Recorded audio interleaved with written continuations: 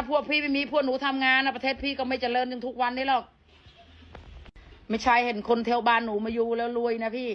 เขาก็รู้จักทำงานเขาก็รู้จักเก็บพี่แล้วพี่ไม่ต้องจะบอกพี่ว่าถึงหนูมาอยู่เมืองไทยหนูไม่ใช่มาอยู่ฟรีนะคะต้องใช้เงินซื้อทุกอย่างค่ะแล้วหนูมาอยู่ไม่ใช่มาอยู่สบายหนูมาอยู่ทำงานพี่ทำงานประเทศพี่นั่นแหละถ้าพวกพี่ไม่มีพวกหนูทำงานนะประเทศพี่ก็ไม่เจริญจนทุกวันนี้หรอก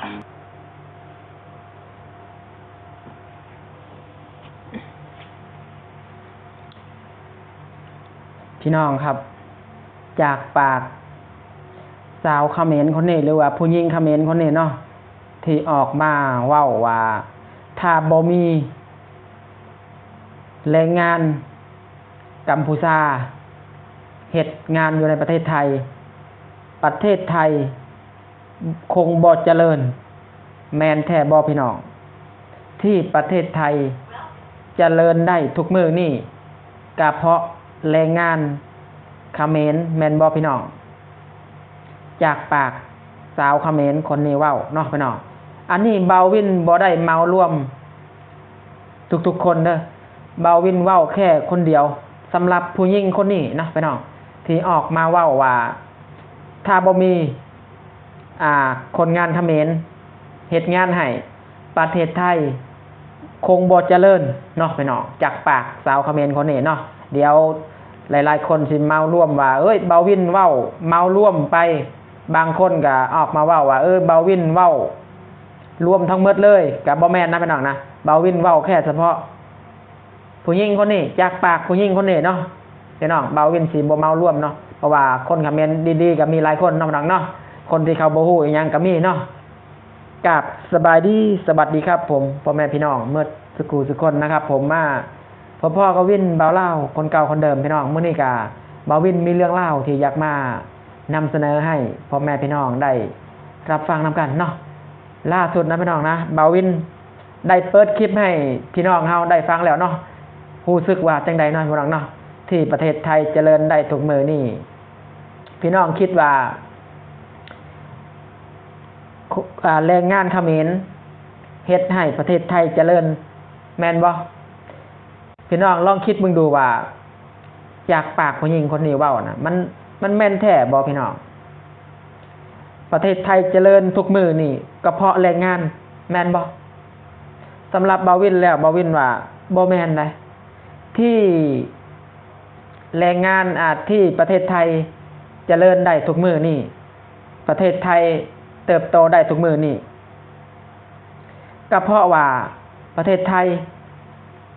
มีผู้นำที่ดีมีผู้นำดีและก็การคิดการ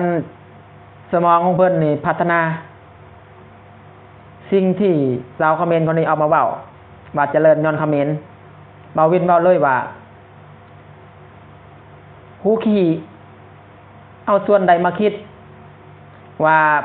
ประเทศไทยเจริญได้ก็ย้อนแรงงานเขมรมันเป็นไปบ่ได้ประเทศไทยนะเพิ่นเจริญแบบนี้แต่ใดมาแล้วถ้าหากว่าประเทศไทยเจริญย้อนเจริญย้อนแรงงานแล้วเป็นหยังประเทศเขมรคือบ่เจริญคือประเทศไทยซะและเป็นหยังแรงงานเขมรลางมาเฮ็ดงานอยู่ทางไทยพี่น้องคิดเบิ่งดูมุมนี้นะตอนสิ่งที่เบาวินเว้าออกมาเนี่ยแม่นบ่พี่น้องถ้าหากว่าประเทศเขมรเศรษฐกิจดีหรือว่าประเทศเจริญงานการมีเฮ็ดอยู่บ้านเงินเดือนสูงให้ประชาชนแล้วเป็นหยังพี่น้องแรงงานเขมรหลังมาพังไทยหลายร้อยหลายหมื่นคนเป็นล้านๆคนมาเพิ่งพาประเทศไทยทำมาหากินในประเทศไทยพี่น้องคิดบ่วะพี่น้องคิดคือเบาวินอยู่บ่เนาะแต่สำหรับเบาวินคิดว่าประเทศไทยเจริญนี่บ่เกี่ยวกับแรงงานเลยเด้บ่เกี่ยวเลยอีหลีประเทศไทยเพิ่นเจริญก็เพราะว่าเพิ่นนี่มีความคิดที่ดีจินตนาการออกมาดีสิเฮ็ดหยังเพิ่นกับพัฒนาตัวเอง มันบ่ได้เกี่ยวกับแรงงานเลยเจริญประเทศไทยเจริญนี่มันคนละที่คนละทางเลยนะพี่น้องนะเอาส่วนใดมาคิดว่าประเทศไทยเจริญย้อนแรงงานมันเป็นไปบ่ได้คือเบาวินเบ้าหั่นแหละถ้าหากว่าประเทศไทยเจริญย้อนแรงงานแล้วเป็นหยังประเทศเฮาคือบ่เจริญคือประเทศไทยซั่นเป็นหยังเฮาต้องมาเฮ็ดเวียกในประเทศไทยแม่นบ่พี่น้องอันนี้นะจากปากเบาวินนะเบาวินคิดนะถ้าว่าประเทศเฮาเจริญแท้ถ้าหากว่าประเทศของเพิ่นเจริญแท้ประเทศของชาวเขมรคนนี้เจริญแท้เศรษฐกิจดีแท้มีงานมีการให้เฮ็ดแล้วเป็นหยังต้องมาแลนมาหาเงินอยู่ภาคไทยต้องมาพึ่งพาคนไทยเป็นหยังคือบ่อยู่ในบ้านเป็นหยังบ่อยู่ในประเทศตัวเองอันนี้พูดในฐานะคอยเป็นแรงงานคือกันได้พี่น้องคอยเป็นฐานะแรงงานเนาะคอยเป็นคนลาวคอยบ่ได้คิดได้ว่าประเทศของคอยเนี่ยเจริญแต่ว่ายังบ่มีพอเพียงเท่าเทียมกับประเทศไทยได้ประเทศของคอยคนลาวเนาะแต่ว่าจากปากชาวเขมรคนนี้ว่าตำนองแบบว่าเราเว้าออกมาว่าประเทศของเพิ่นนี่เจริญนะชำว่าประเทศไทยเนี่ยแรงงานเขมรเนี่ยเฮ็ดให้ประเทศไทยเจริญเอาแบบนี้ซะพี่น้องจากปากสาวแรงงานคนนี้นะพี่น้องคิดเบิ่งดูเนาะแม่นอยู่บ่สิ่งที่เราเว้านะค่อยคิดว่ามันคนละที่คนละทางเนาะได้พี่น้องอีหลีจริงๆแล้วนะคนเฮานะถ้ามีสมองคิดเนี่ยจักหน่อยนี่คือสิดีนะพี่น้องนะอีหลีสำหรับแรงงานคนหนึ่งนี่เนาะผู้หนึ่งที่ออกมาเว้านี่ถ้าหากว่าเรามีสมองคิดอีกจักนิดนึงเนี่ยน่าจะดีนะพี่น้องนะแต่บังเอิญเราบ่มีสมองอีหลีความคิดบ่มีใหญ่ซื่อๆเท่าซื่อๆสมองความคิดบ่ปรับปรุงคิดบ่ทันคนอื่นอีหลี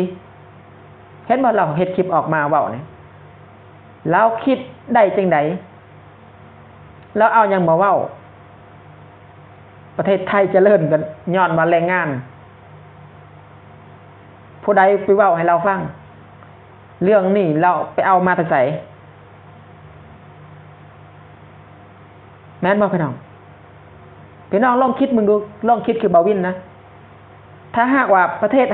ศเจริญแท้ๆเป็นหยังต้องมาประเทศไทยต้องมาเฮ็ดเวียกในประเทศไทยคือบ่อยู่ประเทศตัวเองแม่นบ่ก็แสดงว่าประเทศเฮาบ่มีประเทศเฮาบ่เจริญเฮาถึงมาเฮ็ดเวียกในประเทศไทยเพราะฉะนั้นประเทศเฮานี่ยังบ่พัฒนาเท่าเทียมกับประเทศไทยเฮาถึงมาเฮ็ดเวียกในประเทศไทยแม่นบ่พี่น้องนี่นะพี่น้องนะที่บาวินเว้าออกมานี่ก็คือแบบว่าอยากให้ทุกๆคนคิดลองคิดอีกมุมนึงนะพี่น้องนะคิดซอยกันจากปากแรงงานชาวกัมพูชาคนนี้คนเดียวนะบาวินไม่ได้เมารวมนะบาวินพูดเนี่ยตามปากตามที่เขาพูดออกมานะครับทุกคนบาวินไม่เมารวมนะครับแรงงานหลายๆคนดีๆก็มีนะครับถ้าหากว่าผู้หญิงคนนี้มีความคิดอีกจักนิดหนึ่งก็ยังดีนะถ้าคิดแบบทางที่ดีๆลองคิดอีกว่าถ้าไม่มีประเทศไทยพวกเราอดตายใช้คำนี้ก็น่าจะโอเคนะทุกคนเพราะว่าทุกคนเนี่ยแรงงานน่ะก็ต้องพึ่งพาประเทศไทยทั้งนั้นเห็นไหมมาจากประเทศเขมรมาทำงานประเทศไทยก็เพราะว่าพึ่งพาประเทศไทยอยากทำมาหากินประเทศไทยในแผ่นดินไทยแล้วทำไมต้องออกมาพูดว่าประเทศไทยเจริญเพราะแรงงานเขมรเอาอะไรมาคิดเอาอะไรมาพูดทุกคนลองคิดดูนะครับคลิปนี้ก็ถ้าหากว่าผมพูดอะไรผิดผมต้องกราบขอโทษเด้อพี่น้องเด้อบ่าววินก็แค่แบบออกความคิดเห็นให้ทุกๆคนคิดเนาะว่าประเทศไทยเจริญได้ทุกมือนี่ก็เพราะแรงงานเขมรแม่นแท้บ่หั่นนะแต่สำหรับบ่าววินแล้วเป็นไปบ่ได้ว่าแรงงานเฮ็ดให้ประเทศไทยเจริญ คือบาวินเบ้าหั่นแหละประเทศไทยเจริญกับเพราะว่ามีผู้นำที่ดีนะพลบ่มีผู้นำที่แบบว่าความคิดตื้นๆผู้นำของเพิ่นนี่แบบคิดแบบทันสมัยไปไกลพัฒนาไปเรื่อยๆเนาะพี่น้องโอเคนะครับคลิปนี้ก็ฝากขอบคุณแล้วก็ให้กำลังใจ